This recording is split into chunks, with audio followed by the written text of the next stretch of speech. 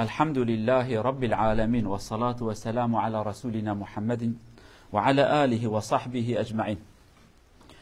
أيها الإخوة الأفاضل، اليوم كذلك سنذكر عظمة الله عز وجل، ولكن من كلام الرسول صلى الله عليه وسلم، كيف عرفنا رسولنا صلى الله عليه وسلم بالله عز وجل، وخصوصا حينما كان يصلي. سيكون كلامنا عن الرسول صلى الله عليه وسلم مع الله عز وجل حول درسين. الدرس الأول اليوم كيف كان يعظم الله في صلاته صلى الله عليه وسلم، ونحن حينما نقرأ هذه الكلمات نرى بأن الرسول علمه الله عز وجل، وإلا ليس بإمكان أحد أن يذكر الله هكذا، أن يكون مطلعا على عظمة الله وأن يتلفظ بهذه الكلمات العجيبة. فحينما نقرأ نعلم بأنه معلم من قبل الله عز وجل، علمه شديد القوى. هكذا الجبريل بواسطته علمه الله عز وجل كيف يثني على الله عز وجل. برايد عزيز، ایرو امی بحثا تسا مزناتیا خدا بکن، ولكن لسر زمان پیغمبر صلی الله علیه و سلم. پیغمبر ما چوا خدا دا مزن کرن، چوا خبردان خدا بحثا خدا کرد. خصوصا ده درس مل سر مزناتیا خدا سر زمان پیغمبر من درس یک ایروه پیغمبر دل میجا خدا چوا خدا دانی زمان چوا بحثا خدا کرد، به چی کلمه مدح و ثنایش خدا را دگو. دماغ وان کلمه هانه هم تخوی نجی چه تی عقلمه اف پیغمبر هانه پیغمبر یعنی انسان کی والا نبو. هواک ایرو ملت بیجه قسمه کی نخوش مدرکتنه بیجه حدیث مدیس و خبردان پیغمبر تبدن عالی کی قرآن جمره تمامه، یعنی که انه ایجا که ام بیجن قرآن نه تمام، ام بیجن قرآن که ما ایلا یتخوازن بلا کی بینن سرمه. دماغ انوان کلمات خواهیرن انفعم دکن که اوی پیغمبر خدا به هر تشتی پیدای گوتن. خدا وان خبردان مازندای سرزمانی وی. آنها نمی بیجن تی انسانه که بینه جروع قرآن هاتی حتی ایرو صد هزار عالم مازن در کتنه کس کی وها بوان کلمه او مازن دکاره بحثا مازناتی خدا بکه. آنجا یکی خدا باب سرزمانی وی او بوان کلمه خوش بحثا مازناتی خدا، عظمت خدا، تسنیبون خوش خدا را، استوخاری خوش خدا را بکه. یعنی آنجا پیغمبر کی بی کلمه هانت کار ببیجه. امی بحثا که پیغمبر دل میجه داد فاتحه د رکوع سجود دا چوا کلمه مازن بحثا خدا کر عز وجل امی وان بیجی. ما سنأخذ أو ما سنتكلم عنه من كلمات يرويه لنا الإمام علي رضي الله عنه عن رسول الله صلى الله عليه وسلم، يقول أنه كان إذا قام إلى الصلاة. سنقرأ مقطعا. الرسول ماذا كان يقول حينما يبدأ يستفتح الصلاة؟ كيف كان يذكر الله وهو في الركوع، كيف كان يذكره وهو قائم من الركوع وفي السجود، كيف كان يذكر دائما عظمة الله عز وجل. أولا يقول إذا قام إلى الصلاة قال بعدما ينوي: وجهت وجهي للذي فطر السماوات والأرض. وجهت إلى ربي. هذا الوجه أو البدن أو كل ما تتصور عن الوجه، يقول وجهت وجهي إلى الذي خلق السماوات والأرض. من يستطيع أن يقول هذه الكلمة لولا أن يكون شخص يعرف الله جيدا وألهمه الله بهذه الكلمات. كلمة سنقرأ، أو ربما أحيانا نشرع الكلمات العربية، وأحيانا ربما يكون الكلمة مفهوم لا داعي إلى الشرح. پیغمبر دبی حدیثه کمی بخواه نجی کلمه پیغمبر حضرت علی روایت کریه خدا جه راضی به. دبی وقتی پیغمبر دست بلمیجه بکره جارند لمیجه خدا وان دعای دعانی دما کنیت خدانی تدی ام بجن دعا دست بکرنا لمیجه سبحانك اجي وجهت وان دعای هانی. دبی دما کنیت خدانی پاشد گو وجهت وجهي للذي فطر السماوات والارض. من برخو من رویخو من وجه خدای اوزاتك عرض و عسمان پیدا کریه.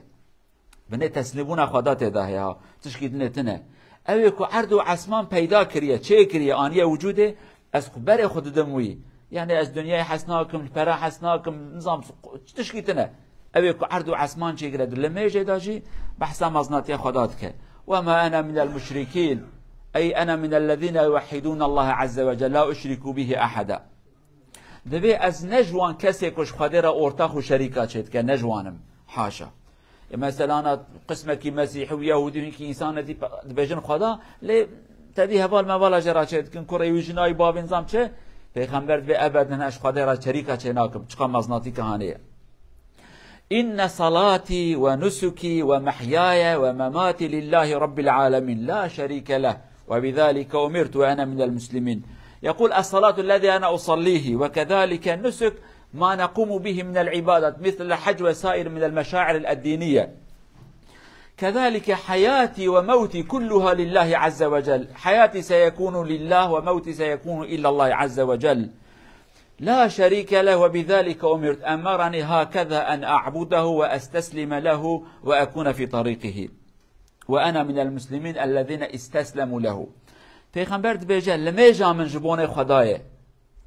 نسک زمان عربی دا جهنك وظيفة ديني را تقوتن وكنا حج وكا عبادات دي اوانا نسكن يعني وان واجبات وان شعائر وان سمبول اسلامي. خدا پیغمبر يعني پیغمبر بيجه لميجا مجبون خدا، عبادات مجبون خدايه، عبادات من دين مجبون خدانه، حياة مجبون خدا، مرنا مجبون خدايه. خدا جورازي كيفي كلمانه بيجه ام جانات بجن اجبون نظام ولات خود مرم، اجبون دیا خود مرم، اجبون زاروک خود مرم، اجبون تل حیات ما از اجبون تخبوکشم. پیغمبر وانه تفدالی کی دبجبون خدای رب من پشتی رب من بجه چه از اجبون وی حیاتا مجبون خدای، مرنا مجبون خدا، عبادت مجبون خدا، واجب ادنه تبجبون خدانه. لا شریک له، شریک و ارتاق و نیوکاریش خدا راتنن. خدا وها امرم کریه که از خود تسلیم خدای خود بکم و از جوان کسی تسلیم خدا بومه. يعني از دست بلند تسلیم بون و زان زمان کردی و عربی دا یک آدم به تسلیم به دست خدا بلند کی دبی خلاص تگو چه سرچعبه من مثلا حربه دا عسكر تسلیم دبن اوه يعني سرچعبه من اجا پیغمبر بجه از جوان کسی تسلیم خدا بومه. داوي بعد ذلك يقول كذلك احيانا يطول في دعاء الاستفتاح: اللهم انت الملك لا اله الا انت ربي وانا عبدك. يعترف بعظمة الله وبعبوديته لله عز وجل. پیغمبر وهاد بجا يا رب تم مالكي تم ملك دست تداي، كائنات دست تداي، اشتب خينتر تخدا تنن. انت ربي وانا عبدك، ربي من يز عبد تما، تو ربي من يز عبد تما. دفردا نبي جز رسول تما، جز عبد تما، از استخار مجبونه تز محتاج تما. الرسول يقول انت ربي وانا عبدك، لا يقول أنا رسولك. نعم رسول، ولكن العبودية أعظم مقام يصل إليه الإنسان. استسلم لله وأصبح عبدا لله عز وجل. ظلمت نفسي واعترفت بذنبي فاغفر لي ذنوبي جميعا إنه لا يغفر الذنوب إلا أنت. يعترف بأنه أذنب. نحن لا نقول الرسول يذنب ولا ما يذنب، نحن ما نعلم بأن الرسول معصوم، ولكنه يعترف في حق الله عز وجل. قد يكون مقصرا في الشكر أو أي شيء آخر، المهم الرسول يقول اغفر لي يا ربي إن كان لي ذنب، ولكن هو لا يقول إن كان لي ذنب. الرسول لا يشرط على الله عز وجل، اغفر لي يا ربي.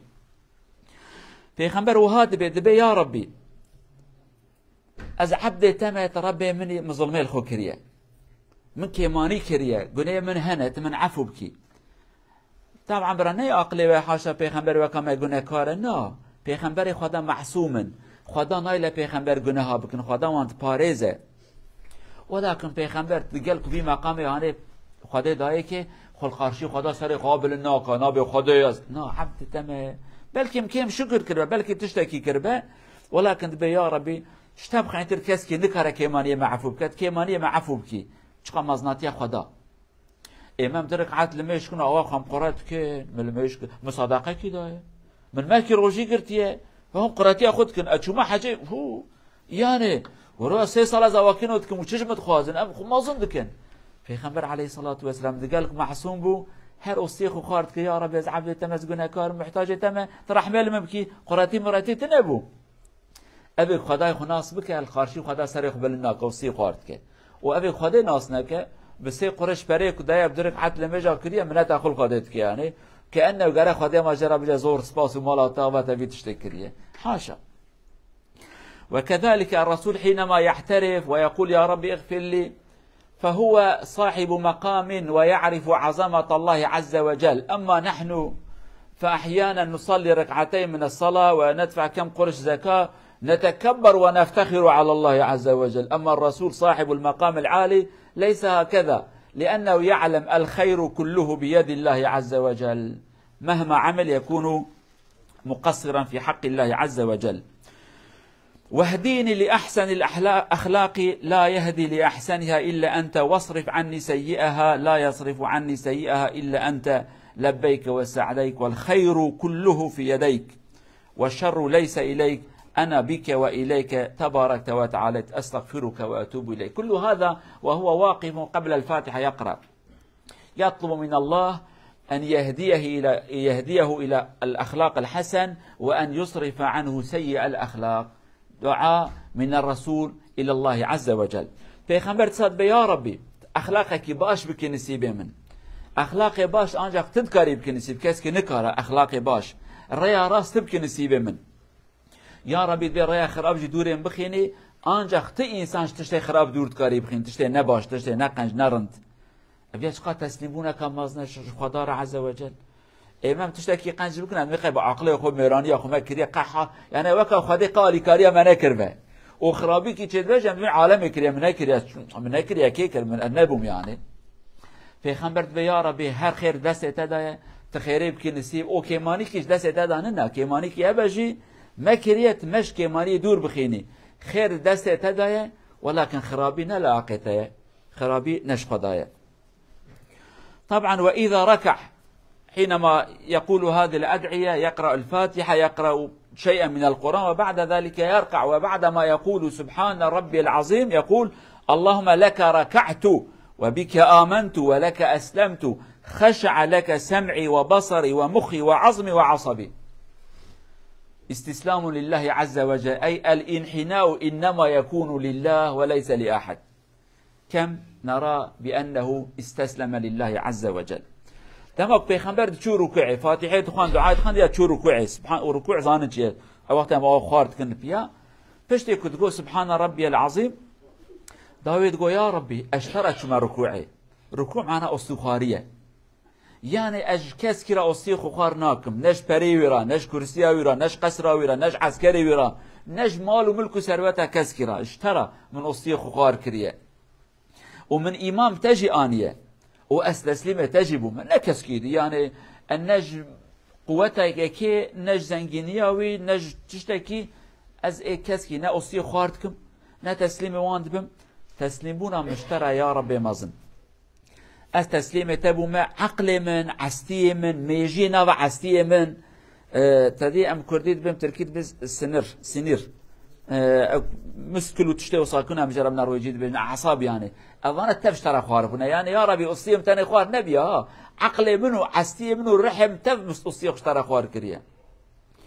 تيجانا انسان بحيره ولا بلكي تمتكي اسير دسم تيقرتنا ما رحم من اسيره پیغمبر بنا يا ربي هر شيخ اسيره تما يعني ابياجي مازناتيك يجبون خدا عز وجل. ورسول حينما يعترف بهذه الكلمات ويقول بانه استسلم لله عقلا وقلبا ودما وعصابا وكل شيء يذكرنا بأننا علينا أن نستسلم لله وليس لنا إرادة فقط الاستسلام لله.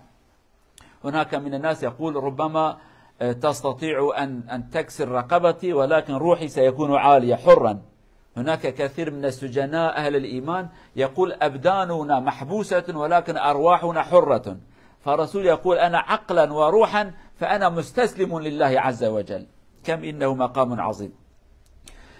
وإذا رفع يقول اللهم ربنا لك الحمد، الحمد ملء السماوات والملء الأرض وملء ما بينهما وملء ما شئت من بعد. الله، يعني الحمد الكثير لا ندري، لا حدود لهذا الحمد. حمدا الله عز وجل كم يحدث فهو أعلم. دمك بيغمبر يجي ركوع رادود وسمع الله لمن حمده ربنا ولك الحمد.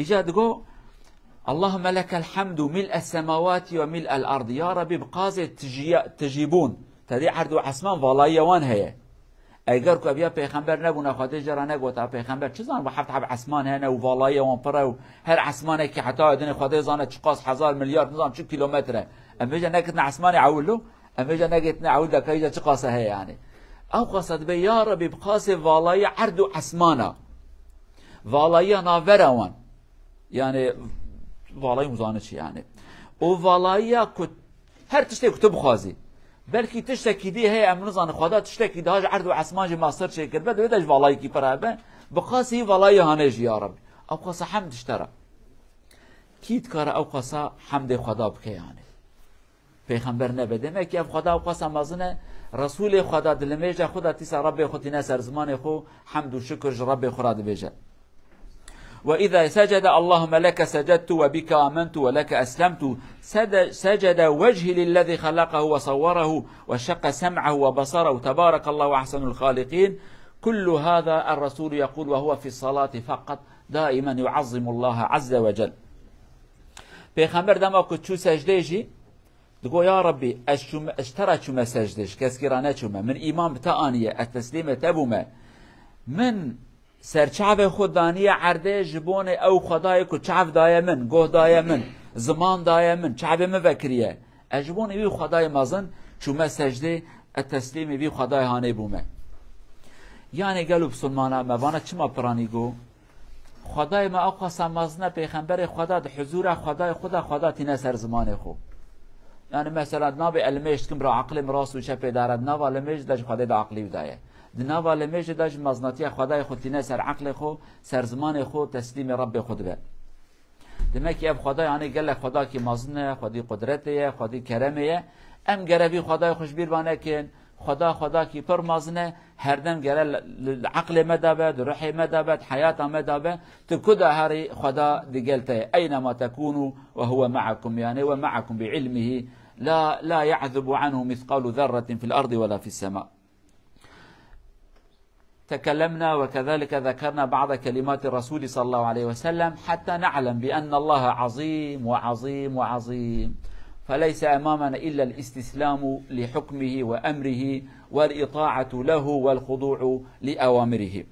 تشارامتنا أنجق أم تسليم خداي خبن وكيدي كسكش دست خداي نافلته خدا عز وجل مجرى حق دور نخينا خير خوشي سلامتي بك نسيب ما إيمانك بقوة بك نسيب ما إن شاء الله.